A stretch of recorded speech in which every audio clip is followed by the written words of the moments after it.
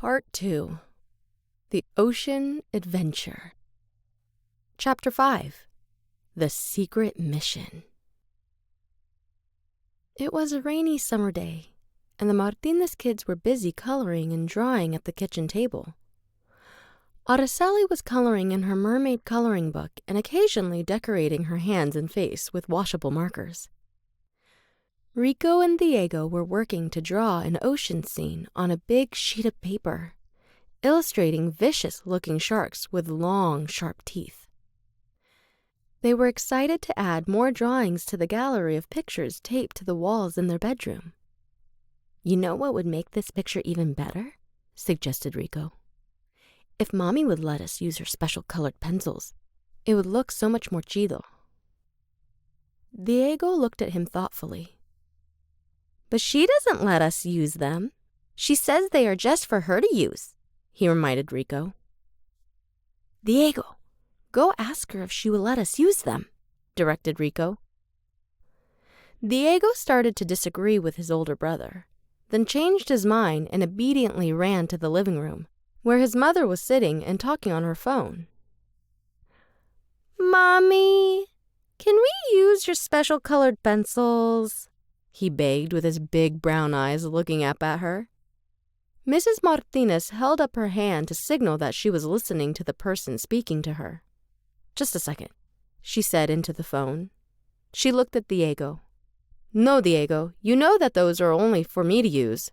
You have your own pencils and crayons to use." "But, Mommy," Diego began to whine. Mommy put her finger up to shush him, then continued her phone conversation.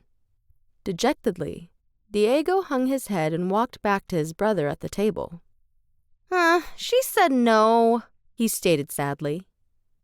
Rico looked at his brother and suddenly had an idea. "You know, Diego, I've seen where Mommy keeps them. She isn't really paying attention right now. I bet we could grab them and take them downstairs and she wouldn't even know." "But wouldn't we get in trouble?" asked Diego. "Only if she catches you," said Rico with a gleam in his eye. "She keeps them in a drawer in her room. If you walk casually past her while she's on the phone, she won't think anything of it.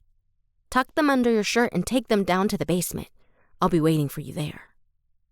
Why do I have to do it?" Diego looked frustrated. "I don't think this is a good idea." "Come on, you're the little one.